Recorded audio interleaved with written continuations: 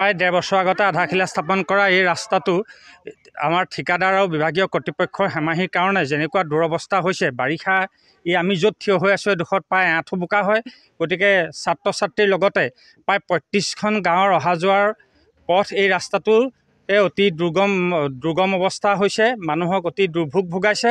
আৰু এই সম্পৰ্কত যদিও ঠিকাদাৰলৈ ফোন কৰা হয়, ফোনত ঠিকাদাৰে অতি কটুৰ ভাষাৰে গালি গালাজ কৰাৰ লগতে দাবী ধমকি দিয়ে আৰু ৰাস্তাটো কোনো উন্নতি হোৱা নাই। আজি কেইমাহৰ পিছত আকৌ বাৰিষা আৰম্ভ হ'ব, গতিকে বাৰিষাৰ আগতে আমাৰ ৰাস্তাটোৰ কাম সম্পূৰ্ণ কৰিব লাগে। আমি তাৰ কাৰণে বিভাগীয় মন্ত্ৰী আৰু কৰ্তৃপক্ষৰ দৃষ্টি আকৰ্ষণ কৰিছোঁ। লগতে প্ৰয়োজন হ'লে এই ঠিকাদাৰজন বদলাই অইন এজন ঠিকাদাৰৰ যোগেদিও কামভাগ কৰিব লাগে।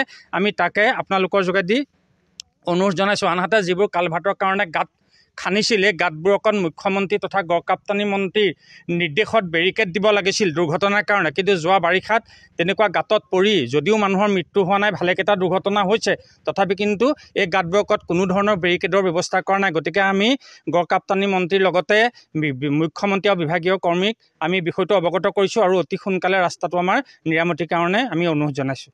ৰাস্তাটোৰ কাৰণে আমাৰ বহুতেই সমস্যা হৈছে, সকলোখিনি কৈছে। আমি স্কুলীয়া ল'ৰা ছোৱালীয়ে দেখিছে নহয়, বাৰিষাতো এইটো ৰাস্তাত আহিবই নোৱাৰে, এইটো ৰাস্তাত কোনো মানুহ যাবই নোৱাৰে, জীৱ জন্তু যাবলৈও বহুত অসুবিধা হৈছে। গতিকে আমি অনুৰোধ জনাইছোঁ, আমাক অতি সোনকালে ৰাস্তাটো হোৱাই দিয়ক, নহ'লে অন্য ব্যৱস্থা হাতত ল'ব লাগে। আমাৰ বহুতেই কষ্ট হৈছে, খেতি পথাৰৰ পৰা আদি কৰি এইফালে আমাৰ সকলো মানুহৰ যাতায়াতি বেছিহে হয়। গতিকে আমি আপোনালোকৰ যোগেদি আমি অনুৰোধ জনাইছোঁ, আমাৰ ৰাস্তাটো অতি সোনকালে আমাক হোৱাই দিব লাগে। প্ৰায় ১.৫ বছৰ আগতে আধাৰশিলা স্থাপন কৰা এই ৰাস্তাটো আমাৰ ঠিকাদাৰ আৰু বিভাগীয় কৰ্তৃপক্ষৰ হেমাহিৰ কাৰণে যেনেকুৱা দুৰৱস্থা হৈছে, বাৰিষা আমি য'ত থিয় হৈ আছোঁ এডোখৰত প্ৰায় আঁঠু বোকা হয়।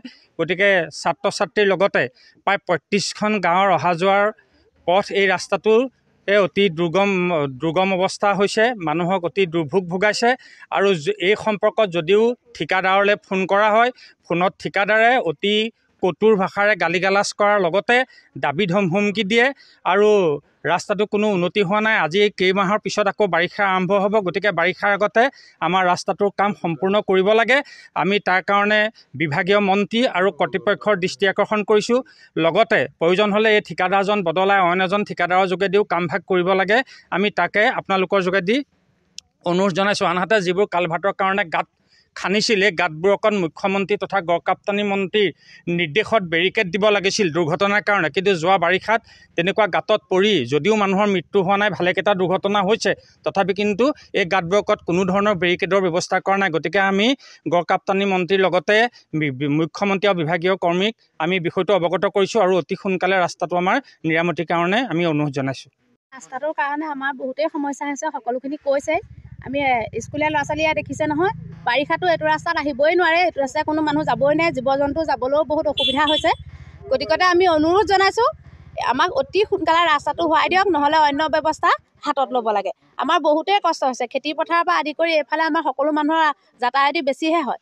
গতিকে আমি আপোনালোকৰ যোগেদি আমি অনুৰোধ জনাইছোঁ, আমাৰ ৰাস্তাটো অতি সোনকালে আমাক হোৱাই দিব লাগে।